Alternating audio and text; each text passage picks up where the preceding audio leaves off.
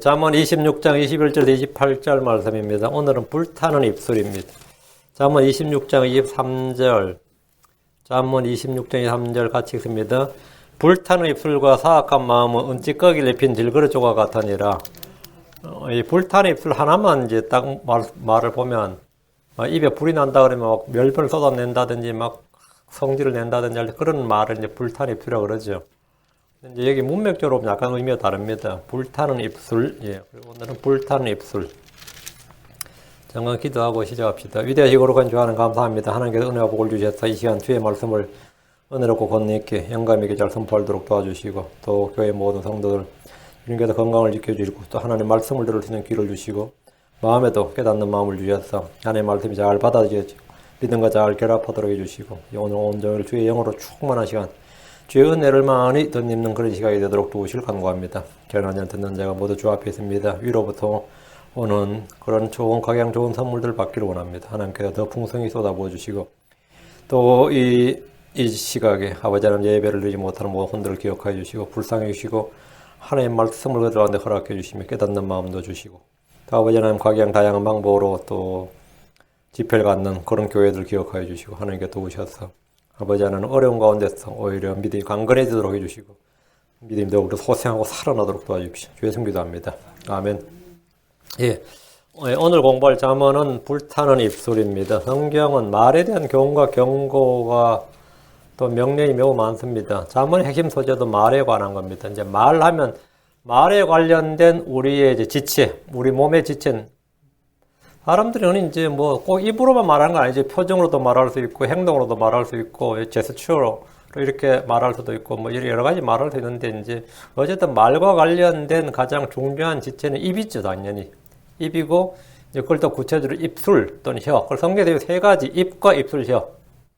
그죠? 내 입술, 내 혀, 또 내 혀를 지키라든지, 뭐 내 혀를 금하라든지, 혀에 관한 것, 또는 입술, 입인데, 그래서 이 세 가지가 주로 말과 관련해서 많이 사용이 됩니다. 모세는 난 할례받지 않는 입술을 가진 자, 입술을 가진 자. 입술을 할례받지 않은 입술이 두툼하고 막혀 있으면 어떻게 되죠? 당연히 말을 잘 못하는 거겠죠. 난 할례받지 않는 입술을 가진 자 이렇게 했고 이사야는 자기가 입술이 부정한 입술을 가진 자라고 고백했습니다.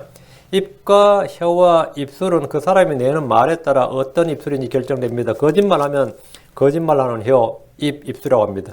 은혜로운 말을 하면 은혜로운 입술이 됩니다. 지혜로운 말을 하면 지혜로운 입술을 가진 자가 됩니다. 그러니까 입과 입술과 혀는 몸의 문제가 아니라 마음의 문제고 생각의 문제입니다. 거짓된 혀는 그 뭐 혀에 어떤 그 organ에 문제가 있는 건 아니죠. 혀라는 이 어떤 혀나 입이나 이 organ에 문제가 있는 게 아니라 마음의 문제입니다. 운동선수들은 몸의 근육과 힘을 기르기 위해서 다양한 운동을 하지만 사람이 무슨 운동을 해도 혀와 입술을 단련하기 위해서 어떤 운동이 가능합니까? 입술을 강화한다. 그런 건 잘 없죠. 그런 운동은 없어요. 그러니까 혀와 입술을 단련하기 위한 어떤 운동은 없습니다. 간혹 배우들이나 가수들이나 아나운서들이 발음이나 발성 훈련을 위해서 이제 굉장히 이제 혀를 단련하는 경우가 있긴 합니다. 그래서 이제 계속 막 볼펜을 입에 물고 뭐 아니면 젓가락을 입에 물고 막 아야어여 해대고 뭐 소리 지르고 이제 그렇게 발성 훈련하는 것. 그래서 이제 발음을 좀 더 분명하게 하기 위해서 그런 경우가 있는데 그렇다고 해서 뭐 혀가 단련되거나 입술이 뭐 근육이 단련된다든가 그런 변화를 갖는 건 아닙니다. 어떤 목사님이 너무 말을 못해서 이제 웅변학원을 다니고 오랫동안 스피치 훈련을 받았다는 말을 들은 적이 있습니다. 자기가 전도사 시절부터 너무 말을 못해가지고 이제 웅변학원을 오래 다녔다고 그랬어요. 근데 이 말이라는 게 말이죠. 그 입의 문제나 꼭 혀의 문제는 아니단 말이죠. 물론 뭐 혀 짧은 소리 한다, 뭐 그런 사람도 있긴 합니다만은 어떤 사람들이 그래서 이제 연습을 합니다. 사도 바울은 말을 잘 못했습니다. 모세도 말을 잘 못했어요. 반대로 아론은 모세 입에서 말을 너무 잘했고 바울에 비해서 아볼로는 말에 능통했습니다. 말을 잘한다는 것은 발음이나 발성의 문제가 아닙니다. 솔로몬은 지식과 지혜가 출중한 왕인 동시에 말에 아주 능했습니다. 솔로몬은 아주 말을 잘하는 왕이었어요. 잠언 8장 6절 7절에 보면 들으라 내가 뛰어난 것들을 말하리니 내 입술을 열면 올바른 것들이 나오리라. 내 입이 진리를 말하리니 사악하면 내 입술에 가지한 것이로다. 자기가 말에 자신이 있었던 거죠. 그냥 말이 그냥 말빨만 좋은 게 아니라 나는 말을 하면 뛰어난 것들을 말하고 입술을 열면 올바른 것들이 나온다. 근데 솔로몬의 입에는 하나님의 지혜가 있었고 사람들은 그의 입에서 나오는 하나님의 지혜를 들었습니다. 그래서 잠언 16장 10절에 하나님의 판결이 왕의 입술에 있은즉 재판할 때 그의 입이 죄를 짓지 아니하느니라. 이건 엄청난 말입니다. 그의 입과 혀, 입술은 신체적 문제가 아니라 주께 받은 마음에서 나온 것입니다. 간교한 입술은 그 입술의 문제가 아니라 마음의 간교함, 간사함이 문제입니다. 다윗은 기도하기를 시편 120편 2절에 오 주여 내 혼을 거짓말한 입술과 속이는 혀로부터 건지소서라고 했는데 이는 거짓말한 사람들, 속이는 사람들로부터 자신을 건져달라는 것입니다. 그는 자신에 대해서 시편 140편 3절에 오 주여 내 입 앞에 파수꾼을 세우시고 내 입술의 문을 지키소서라고 했습니다. 의로운 자의 입술은 그분께서 받으실 만한 것을 알거니와 사악한 자의 입은 삐뚤어진 것을 말합니다. 의로운 자의 입술, 지혜로운 자의 입술, 명철 있는 자의 입술 등 성경은 혀와 입과 입술 사이에 그 사람의 어떠함에 대해서 말하고 있습니다. 악한 자와 거짓말하는 자, 어리석은 자, 명철이 없는 자, 영이 조급한 자들은 입으로 죄를 짓고 입술로 멸망합니다. 성경 사람들의 혀와 입술에 대해 이렇게 말합니다. 시편 140편 3절 뱀같이 자기 혀를 날카롭게 하여 싸우니 그들의 입술 밑에는 독사의 독이 있나이다. 셀라. 마음이 거짓되면 그는 거짓말하는 입술을 갖게 됩니다. 마음이 깨끗하면 정결한 입술을 가지게 됩니다. 그래서 우리는 어떤 입술, 어떤 혀를 갖느냐가 매우 중요합니다. 잠언 4장 24절에 비뚤어진 입을 내게서 버리며 뒤틀어진 입술을 내게서 멀리하라 했습니다. 지식의 입술은 귀중한 보석입니다. 제4장의 입술에는 진리의 법이 있고 지식을 지켜야 됩니다. 말라기장 6절 7절에 그의 입에는 진리의 법이 있고 그의 입술에는 불복을 찾을 수 없으며 그가 화평과 공평 가운데서 나와 함께 걷고 많은 사람을 돌이켜 불로에서 떠나게 하느니라. 제4장의 입술은 지식을 지켜야 하며 그들은 그 입에서 율법을 구해야 하나니 그는 만군의 주의 사자니라. 크리스천들은 영적 제사장, 왕가의 제사장, 그리스도의 제사장으로서 언제나 그의 입에 진리의 법이 있고 지식을 지키는 입술이어야 됩니다. 우리 안에 진리의 지식을 간직하면 그것이 마음에서 나와서 입술에 꼭 맞게 됩니다. 잠언 20장 18절에 내가 만일 그것들을 내 속에 간직하면 그것은 즐거운 일이니 그것들이 어울려서 내 입술에 꼭 맞게 되리라. 우리는 거짓을 버리고 진리를 말해야 됩니다. 잠언 23장 16절 참으로 내 입술이 바른 것들을 말하면 내 속 중심이 기뻐하리라. 거짓말하는 입술은 주께 가지한 것입니다. 자, 본문을 보겠습니다. 21절 타오르는 수체에 수출되는 것과 불에 나무를 다하는 것 같이 논쟁하기 좋아하는 자는 다툼을 일으키느니라. 논쟁은 뭐죠? 수체다 수출되는 것과 같다. 다음에 불에 나무를 다하는 것 같다. 논쟁과 다툼의 관계가 그와 같은 것이다. 타오르는 숯은 주로 음식을 할 때 사용합니다. 빵을 구울 때나 고기를 구울 때도 이 숯이 필요하고 추울 때 몸을 데우기 위해서도 이런 숯이 필요합니다. 대장장이들은 늘 숯을 가지고 일을 합니다. 주의 제단에도 언제나 숯불이 타고 있었습니다. 독재일의 대제사장은 불타는 숯이 가득한 향로를 취해서 회장 안으로 들어갑니다. 숯은 심판을 집행하는 도구이기도 합니다. 시편 140편 10절에 타오르는 숯이 그들 위에 떨어지게 하시며 그들이 불 가운데와 깊은 구덩이에 내던져서 다시 일어나지 못하게 하소서. 타오르는 숯이 그들 위에 떨어지게 하시며 타오르는 숯이 그 숯불은 하나님의 진노, 사람의 분노, 심판 등을 잘 표현합니다. 아가서 8장 6절에 질투를 걸어서 남자의 질투를 걸어서 불붙은 숯이라고 그랬습니다. 아가서 8장 6절에 나를 도장같이 내 마음에 새기고 도장같이 내 팔에 새기라. 사랑은 죽음과 징하고 질투는 무덤같이 자냐니 그것의 숯은 질투의 숯은 극히 맹렬한 불꽃을 지닌 불붙은 숯이니라. 불붙은 숯이니라. 사람의 분노, 질투를 타오르는 숯, 맹렬한 불꽃을 지닌 불붙은 숯에 비유한 겁니다. 우리 주님께서도 자신을 consuming fire를 할 때 그게 뭐냐? 소멸시키는 불. 그러면 질투하는 하나님입니다. 그 질투가 바로 불붙은 숯이다. 그랬어요. 타오르는 숯에 숯을 더하는 것은 불길을 더욱 뜨겁게 타오르게 하는 겁니다. 불에 나무를 더하는 것도 불길을 더 세게 더 뜨겁게 하기 위한 겁니다. 이와 같이 논쟁하기 좋아하는 자는 다툼을 일으킵니다. 바리새인들은 예수님과 논쟁했습니다. 서기관들과 제자들은 논쟁했습니다. 제자들은 자기들끼리 누가 더 큰가 이 문제로 서로 논쟁했습니다. 유대에서 온 율법주의자들과 바울과 바나바 사이에 적지 않는 논쟁과 분쟁이 일어났습니다. 논쟁이 범죄나 잘못은 아닙니다. 부득이 논쟁하고 변론해야 할 때가 있습니다. 그러나 논쟁하기를 좋아하는 것과는 별개의 문제입니다. 한때 저는 논쟁이나 변론을 마다하지 않고 굉장히 즐겼습니다. 그러다 보니까 언제나 다툼이 있었고 그때 저와 한 번씩 다툰 사람들은 세월이 오래 지난 지금까지도 저와 별로 사이가 좋지 않습니다. 여러분이 만약 어디 가서 저를 안다 그랬는데 그 사람 제욕 막 한다면 그분을 대부분 다 저한테 한 번씩 깨진 사람들이. 논쟁이 한번 있었던 사람들이에요. 그러니까 소모적 논쟁이나 변론은 듣는 이들에게도 유익이 되지 않습니다. 무엇보다 다툼을 일으키는 논쟁은 유익보다는 손해가 더 많습니다.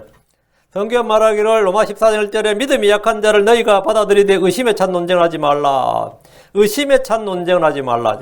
교회 내에도 논쟁하려는 자들이 있습니다. 고린도 교회는 고기를 먹는 문제나 여자가 머리에 쓰는 문제로 논쟁이 있었습니다. 고린도전서 11장 16절에 그러나 어떤 사람이 논쟁하려 할지라도 우리에게나 하나님의 교회들에는 그런 풍습이 없느니라. 그러니까 유대인들은 크리스천들에게 언제나 안식일 문제나 음식 규례나 절기 준수 따위로 논쟁을 하려고 합니다. 그러나 우리에게는 그런 규례나 풍습이 없습니다. 아무도 이런 문제로 우리에게 시비를 걸지 못하게 됩니다. 교회 내에 성도들도 서로 진리를 말하는 대신에 서로 논쟁함으로 다투지 않도록 해야 됩니다. 고린도서 12장 20절에 내가 갈 때 내가 원하는 모습으로 너희를 보지 못하고 또 너희가 원치 않는 모습으로 내가 너희 앞에 보일까 염려하며 또 논쟁과 시기와 진노와 다툼과 헐뜯음과 수군거림과 거만함과 소동이 있을까 염려하고 바울이 염려한 것 중에 뭐냐면 갔을 때 논쟁과 시기와 진노와 다툼과 헐뜯음 수군거림 거만함 소동이 있을까 염려하노라. 논쟁을 일으키는 것 중에 하나가 꾸며낸 이야기와 끝없는 족보입니다. 그전에 디모데 1장 4절에 꾸며낸 이야기와 끝없는 족보에 주의를 기울이지 못하게 하려면 아니라 이런 것들은 믿음 안에 있는 바 하나님 뜻대로 세워주는 일보다 오히려 논쟁을 일으키나니 그렇게 할지니라. 이런 것들은 꾸며낸 이야기, 끝없는 족보는 뭐라요? 논쟁을 일으킨다. 꾸며낸 이야기는 성경 외의 자료들을 사용해서 성경을 논쟁하려 하는 겁니다. 성경 외의 자료들을 사용하는 거예요. 그 외경이나 유경은 말할 것도 없고 유대인들의 전통이나 문서들을 사용하는 것들입니다. 오늘날 교회에서는 주로 헛된 철학이나 거짓되이 과학이라고 불리는 것들로 논쟁을 합니다. 고고학이나 역사를 가지고 성경을 공격하는 이들도 있습니다. 건전한 교리를 두고 뭔가 좀 색다르게 독특한 것을 가르치고 싶어하는 이들도 있습니다. 성경 본문을 제쳐두고 이런저런 추측과 상상과 자신의 체험과 생각 등을 말하는 이들도 있습니다. 이런 자들을 그런 성경은 그는 교만하여 아무것도 알지 못하고 오히려 논쟁과 말다툼을 좋아하는 자니라. 이로써 시기와 다툼과 욕설과 악한 추측이 생기며 또 마음이 부패하고 진리가 없어 이득이 하나님을 따르는 것이라고 생각하는 사람들의 삐뚤어지는 언쟁이 생기나니 너는 그런 자들보다 떠나라. 논쟁, 삐뚤어지는 언쟁 이거예요. 또 어리석고 무식한 다툼, 어리석고 무식한 논쟁들은 다툼을 일으킵니다. 디모데후서 2장 3절에 그러나 어리석고 무식한 논쟁들을 피하라. 내가 알거니와 그것들은 다툼을 일으키느니라. 성경 우리가 피해야 할 것들을 이렇게 말합니다. 디도 3장 9절 그러나 어리석은 변론과 족보와 논쟁과 율법에 관한 다툼들은 피하라. 그것들은 무익하고 헛되니라. 어리석은 변론, 족보, 논쟁, 율법에 관한 다툼들은 피해야 할 것들이지 싸워야 할 것들이 아닙니다. 이런 문제들로 다툼을 일으키는 것은 숯불에 숯을 자하고 불에 나무를 자하는 것과 같다는 겁니다. 22절입니다. 22절 소문을 퍼뜨리는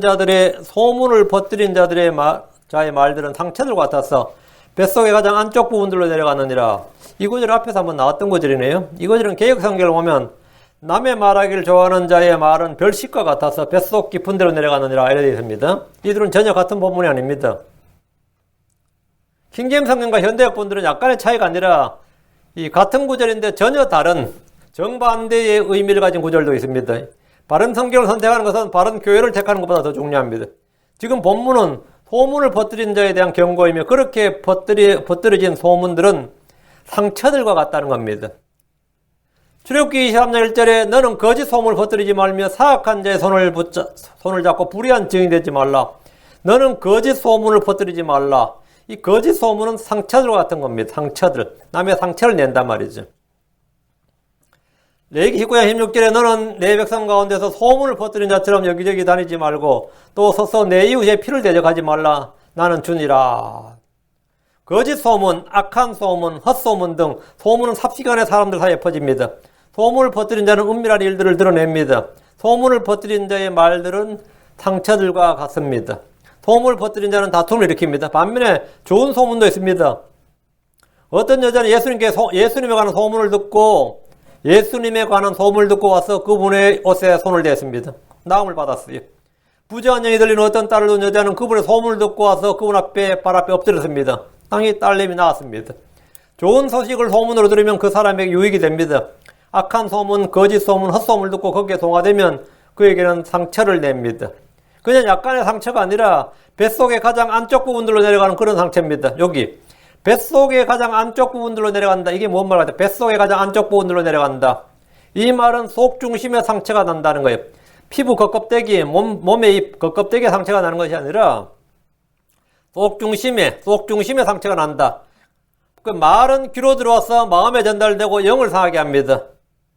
속 중심에 거의 뱃속의 가장 안쪽 부분, 가장 속 중심, 마음과 영을 상하게 한다는 겁니다. 마음과 영을 상하게 한다는 거예요. 좋은 말은 좋은 약과 같아서 영을 기쁘게 하고 새롭게 하고 소생시킵니다. 악한 말과 악한 소식, 거짓 소문은 상처들과 같아서 마음을, 우리의 영을 상하게 한다는 겁니다. 잠언 18장 14절에 사람의 영이 그의 병약함을 지탱하려니와 상처 입은 영은 누가 감당하리요? 했습니다. 그래서 여러분 상처 입은 영, 그 영이 어떻게 상처를 입느냐? 바로 거짓 소문이나 악한 소문이나 이 말로 상처를 입는 거예요, 영은. 그래서 우리 이 몸은 물리적 어떤 충격이나 뭐에 상처를 입었죠. 우리 마음은 뭘로 주로 상처를 받느냐 하면 말입니다, 말. 여기서 말하는 상처 입은 영이 바로 뱃속의 가장 안쪽 부분이라고 말하는 그곳입니다. 성령께서는 상한 마음에 기름을 부으시고 싸매시고 치유하십니다. 복음의 기쁜 소식은 영을 새롭게 합니다. 그러나 소문을 퍼뜨린 자들의 말은 상처를 냅니다. 예. 상처를 냅니다. 예. 자, 23절입니다. 23절. 불탄 입술과 사악한 마음은 은찌꺼기를 입힌 질그릇 조각 같으니라 했습니다. 불타는 조각. 여기 보면 불타는 입술과 사악한 자의 마음의 관계가 은찌꺼기를 입힌 질그릇 조각 같다 이렇게 하면 이는 겉과 속이 다르다는 겁니다. 질그릇에 유약을 바르고 거기에 아름다운 그림을 그린 자기들, 뭐 여러분이 도자기라고 그러죠. 도기 자기를 합쳐서 도자기라고 합니다. 그런 자기들을 보십시오. 고려 청자나 일본의 유명 자기들이나 덴마크 왕실에 쓰는 그릇들을 보면 그것이 질그릇이라는 생각이 듭니까? 흙으로 만들었다는 생각이 거의 들지 않을 겁니다. 질그릇에 은찌꺼기를 입히면 은그릇입니까? 아니면 질그릇입니까? 금을 바르면, 껍데기에 금을 바르면 어떻게 되죠? 금그릇이 됩니까? 속은 진흙인데 밖은 은으로 된 그릇처럼 사악한 마음을 가진 자에게 불타는 입술은 그런 포장, 위장술을 말합니다. 우리 주께서 사악한 마음을 가진 바리새인들 서기관들에게 이 말씀을 하셨습니다. 마태복음 23장 25절 28절에 서기관들과 바리새인들 위선자들아 너희에게 화가 있을지어다. 너희가 장과 대접에 거친 깨끗이 하되 그 속은 강탈과 과도함으로 가득하게 하는도다. 너 눈먼 바리새인들아 먼저 잔과 대접의 속에 있는 것을 깨끗하게 하라. 그리하면 그것들의 겉도 깨끗하게 되리라. 서기관들과 바리새인들 위선자들아 너희에게 화가 있을지어다. 너희는 마치 회칠한 돌무덤 같도다. 그것은 겉으로는 참으로 아름답게 보이나 속에는 죽은 사람의 뼈와 부정한 것들 모든 부정한 것으로 가득하도다. 이와 같이 너희도 겉으로는 사람들에게 의롭게 보이나 속에는 위선과 불법으로 가득하도다. 자, 지금 주님께서 이 마태복음 23장 25절, 26, 27, 28 이 구절에서 겉과 속에 대한 이야기를 하셨죠. 이 자문의 본문과 정확히 일치하는 겁니다. 불타는 입술과 사악한 마음의 관계, 은찌꺼기와 질그릇의 관계. 이것이 뭐냐면 위선이란 말이죠. 잔과 대접의 겉은 깨끗한데 속은 강탈과 과도함으로 가득하다 하면. 그죠? 그 위선자들의 특징이 회칠한 돌무덤 같은데 겉은 해를 칠해놨으니 회칠에다가 하얗죠. 돌무덤에다가 하얗게 페인트 칠해보세요. 아니 밖에다 꽃도 해놓고 대리석 깔고 뭐 좀 부자들 무덤 가면 진짜 뭐 무덤이 잘 돼 있죠. 잔디도 잘 깔려 있고. 이제 그런 이제 묘로 호화분묘라 그래요. 호화분묘. 예전에 그것도 이제 법으로 한번 금지시킨 적이 있어요. 한 사람의 묘가 뭐 몇 평 이상 되면 금지인데 헬기를 타고 하면서 찍어가지고 그건 이제 저게 누구 묘다 하면 그걸 축소시키는. 저희 학교 뒤에도 산이 있었는데 누구 묘인지 엄청나게 호화분묘가 하나 있었어요. 근데 그게 이제 걸려가지고 축소 작업을 했는데 나중에 알고 보니까 우리 학교 재단 이사장 그 무덤이더라고요. 저는 별로 관심도 없었는데 그 가정 묘라는데 얼마나 잘 꾸며놨는지 몰라요. 근데 밖에 아무리 잘 꾸며져서 속은 뭐라고요? 죽은 사람의 뼈와 모든 부정한 것으로 가득하도다. 이와 같이 너희도 겉은 사람들에게 의롭게 보이나 속에는 위선과 불보로 가득하다. 겉은 거룩하고 경건하고 의롭고 뭐 이렇게 보이고 아주 젠틀맨, 신사로 보이고 겉은 그렇게 보이는데 속에는 위선과 불보로 가득하도다. 장과 대접의 겉과 속이 다릅니다. 회칠한 돌무덤도 마찬가지로 안은 죽은 사람의 뼈와 부정한 것들이 가득하지만 밖으로는 하얗게 칠한 돌과 그 앞에 꽃을 갖다 둔 모습처럼. 불탄 입술은 질그릇의 꽃과 같습니다. 불탄 입술. 불탄 입술 그리고 은찌꺼기. 불탄 입술은 사악한 마음. 불탄 입술과 사악한 마음. 그 다음에 질그릇과 은찌꺼기와 질그릇. 사람의 표정이나 옷을 입은 모습이나 말하는 모습이나 행동을 보면 신사 같고 선비 같고 예의가 바르지만 속은 어떠냐 이겁니다. 누가복음 11장 39절 40절 주께서 그에게 이르시되 이제 너희 바리새인들은 장과 대접의 겉은 깨끗하게 하지만 너희 속은 탐욕과 사악함으로 가득하도다. 여기서 잔이란 것은 뭐 그릇이란 게 사람을 말한 거예요. 겉은 깨끗하게 하지만 옷도 잘 입고 기름도 바르고 그렇게 잘하지만 너희 속은 탐욕과 사악함으로 가득하도다. 너희 어리석은 자들아 겉의 것을 만드신 분께서 속의 것도 만들지 아니하셨느냐. 이것을 오늘날 목사들을 비롯한 크리스천들의 모습이기도 합니다. 대학 목회자들 보면 얼마나 이 옷부터 딱 목사 필이 나야 된다 그래요. 목사 필이 나야 된다. 그 표정에서부터 목소리에서부터 이 목사의 모습이 나타나야 된다. 여러분도 그렇게 생각해요? 딱 받았더니 제가 목사 필이 나. 그런 사람이 있긴 있어요. 근데 그 속이 어떠냐 이 말에서 속이 어떠냐. 그 불타는 입술이란 뜨거운 사랑과 친절을 쏟아내는 입술을 가졌지만 속은 사악한 마음을 가진 자로서 겉은 은이지만 속은 질그릇이다 이 말입니다. 질그릇에서 은의 광채가 난다고 해서 그 그릇이 은그릇은 아닙니다. 은의 광채가 난다고 해서 그 은찌꺼기 좀 발라가지고 은의 광채가 난다. 그건 뭐죠? 속임수죠 사실은. 은그릇인가 보다. 아니다 말이에요. 질그릇에서 은의 광채가 난다고 해서 그 그릇이 귀하고 가치 있는 은그릇이 아닙니다. 이는 가룟 유다가 주님께 입을 맞추었지만 그 입맞춤이 그의 마음의 사악함을 감추는 건 아니다 말입니다. 사람들이 이런 모습은 어떤지 몰라도 입을 맞춰서 그의 마음은 사악했던 모습처럼 뭐 그렇다는 거죠. 24절입니다. 미워하는 자는 자기 입술로 시치미를 떼고 미워하는 자는 자기 입술로 시치미를 떼고 자기 속에 속임수를 쌓아두나니 뭐 다 이렇죠. 지금 앞절과 마찬가지로 겉과 속이 다른 사람에 대한 겁니다. 미워하는 자는 미워한다는 증오를 공개적으로 표출하지 않고 마음속에 은밀히 감추어둡니다. 원망이나 분노나 불평으로 쉽게 드러내는 사람은 단순한 사람, 어리석은 사람입니다. 그 표정에서 뭐 이게 다 읽혀버리면 저 사람이야 뭐 다 알 수 있단 말이죠. 오늘 어떤지 다 알 수 있는데 어떤 사람은 도무지 읽을 수가 없는 사람이에요. 한참 오랫동안 사귀고 오랫동안 그걸 알고 지냈는데 도무지 속으로 알 수 없는 사람이야. 그건 어떤 사람이야? 좋은 사람이 나쁜 놈이야. 아주 경계 대상이에요. 저 사람은 저 속으로 알 수가 없는 사람이다. 속으로 알 수가 없는 사람이다. 이 말은 뭐죠? 예. 근데 그게 보통 예의 바른 사람들입니다. 그런 사람들이 예의 바른 사람들이고, 대부분 다 뭐, 인격이 갖추어진 사람이 사람들이 대부분 다 뭐냐면, 속을 잘 감추는 사람이에요.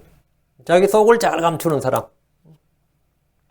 근데 속을 못 감추는 사람들이 이제 뭐, 배움이 짧은 사람이니, 어떤 성격이 어떤 사람이 하지만, 사실은 그런 사람들은 대학이 훨씬 더 쉽죠. 편하죠. 속을 알 수 없는 사람들이 정말 참 감당하기 어려운 거죠. 대부분 자기 입술로 시치미를 딱 떼고 자기 속에 속임수를 쌓아둡니다. 사실 우리가 살아가는 이 현대상은 온통 거짓과 기만과 사기와 속임수가 넘칩니다. 사람들과 같이 있어도 이 거짓 10분만 이야기해도 10분 이야기하면 8분에서 9분 한 이야기는 거짓말이에요. 8, 9분 이야기는 거짓말이고 그 속에 진실이 약간 담겨 있어요. 보이죠?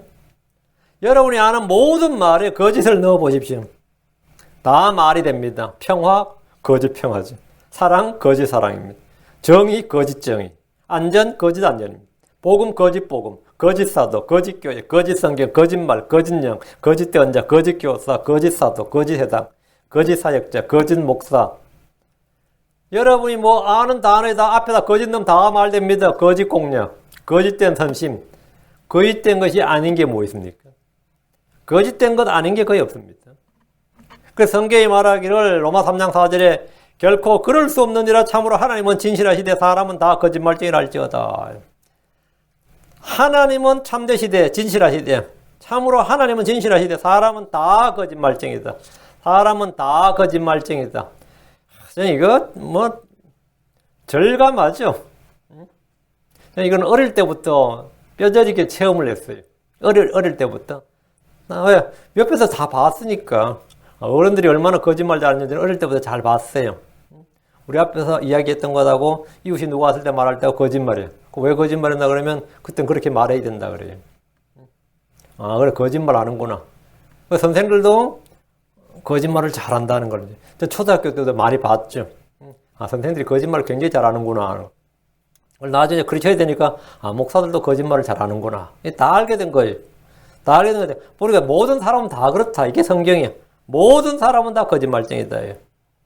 이 말씀 우리의 현실을 정확하게 보여주는 겁니다. 현실을 정확하게. 어떤 사람의 표정에는 웃음이 가득하지만 속에는 기쁨이 가득한 것이 아닙니다. 마냥 웃는다고 속에 기쁨이 가득한 건 아니에요. 밖으로는 친절하고 상냥하지만 속에는 온갖 악독함과 속임수가 가득한 사람이 대부분입니다.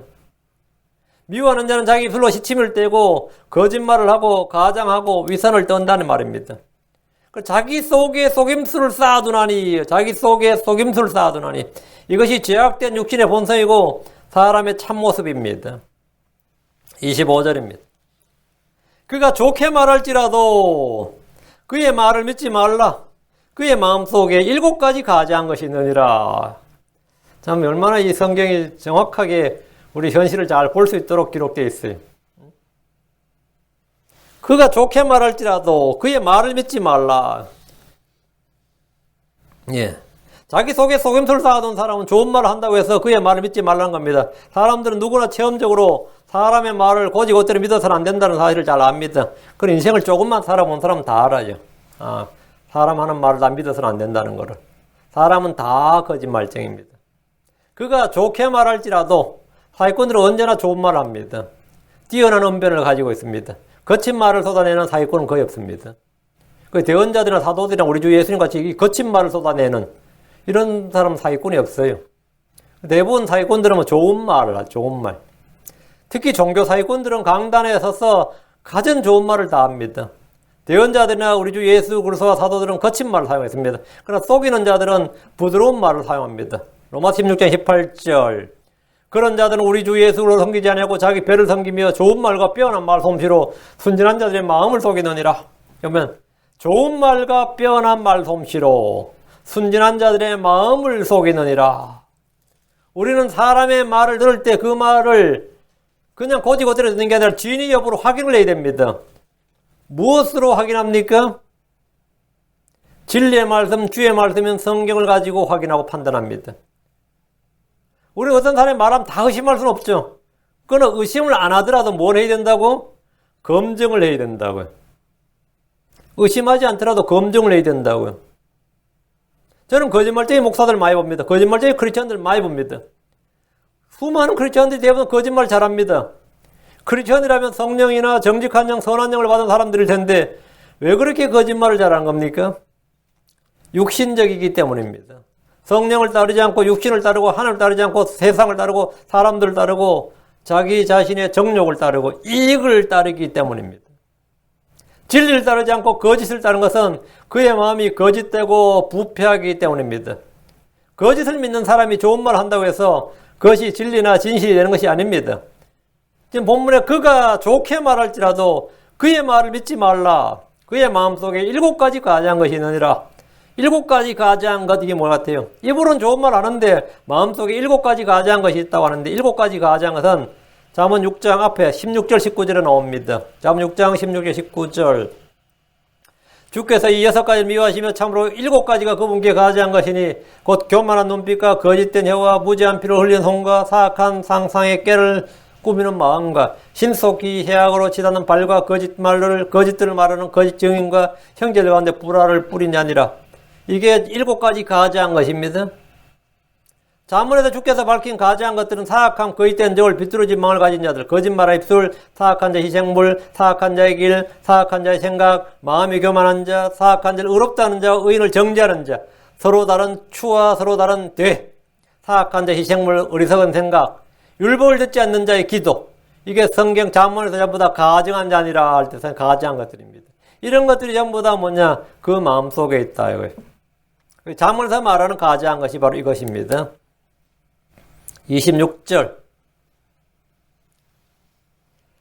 그가 속임수로 자기의 마음을 감춘다 하여도 그의 사악함은 온 회중 앞에 드러나리라. 그가 속임수로 자기의 미움을 감춘다 해도, 사람이 좋은 말로 속임수로 자기의 미움을 감춘다 해도 그의 사악함을 회중 앞에 드러난다는 것은 시간이 지나면 그의 행위를 통해 그의 마음이 드러난다 이 말입니다. 마음의 미움은 그대로 마음속에 봉인되어 있지 않고 말이나 행위를 통해서 언젠간 드러나게 마련입니다. 주의 말씀에 따르면 형제를 미워하는 것은 살인하는 겁니다.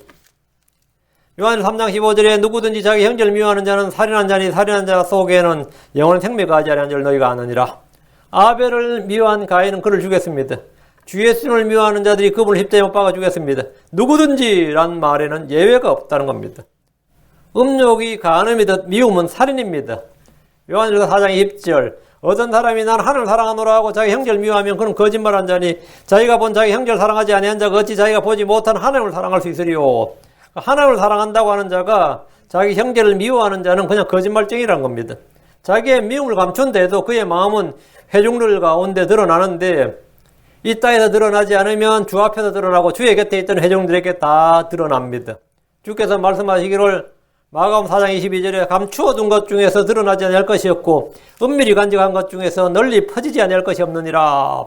감추어둔 것 중에서 드러나지 아니할 것이 없고 감추어둔 것 중에서 은밀히 간직한 것 중에 널리 퍼지지 아니할 것이 없느니라 이랬습니다.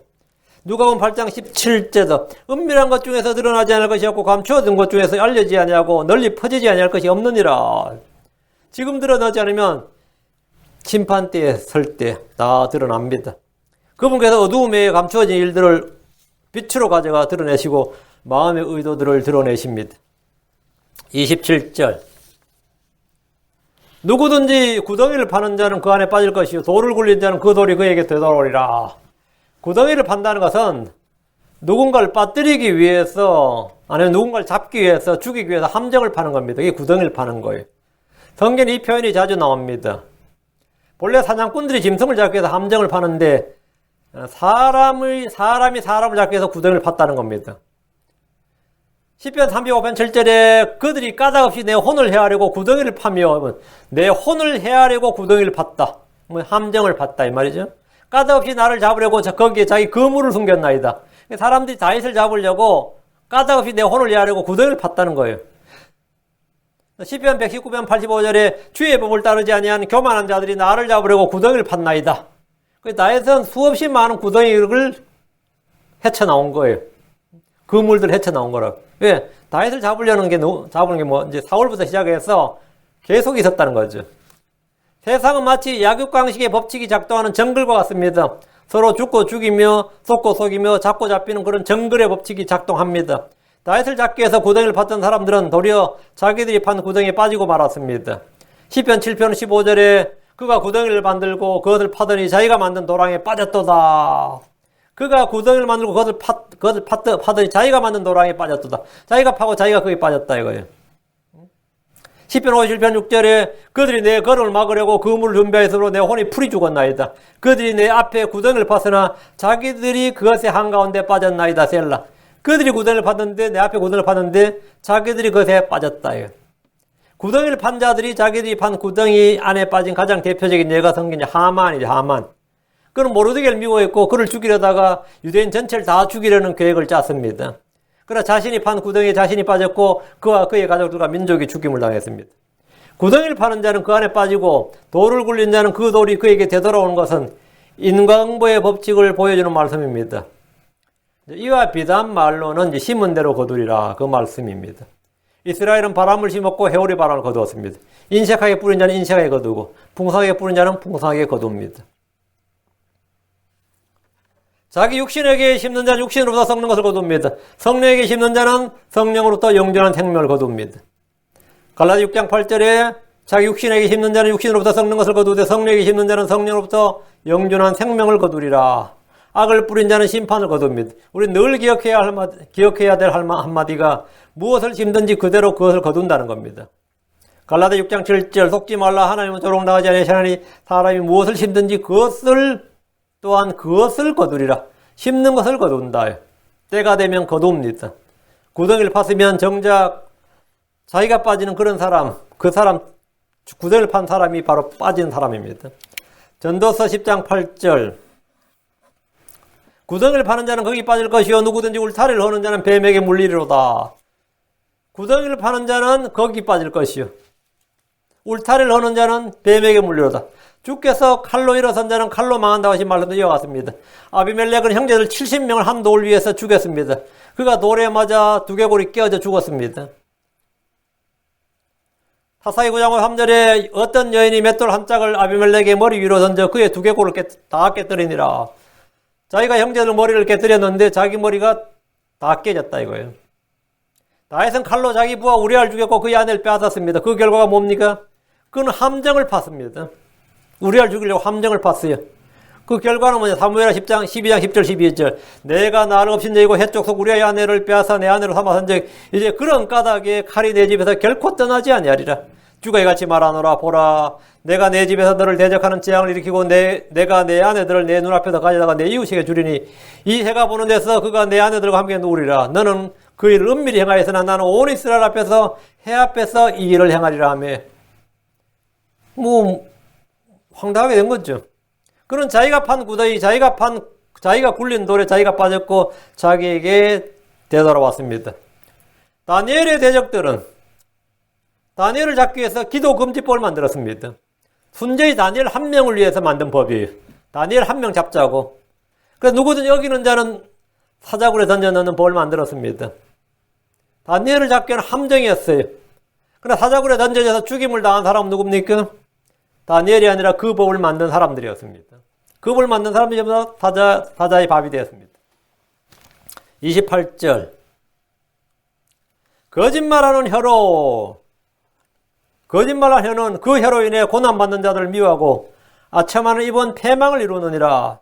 거짓말하는 자는 자기 혀로 고난을 받은 자들, 피해를 입은 자들을 구제하거나 불쌍히 여기는 것이 아니라 멸시하고 미워합니다. 거짓말로 입힌 피해 정도로 만족하지 않기 때문입니다.